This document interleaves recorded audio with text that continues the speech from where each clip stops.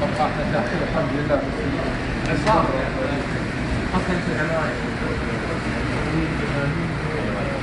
ما يمديه ينزل.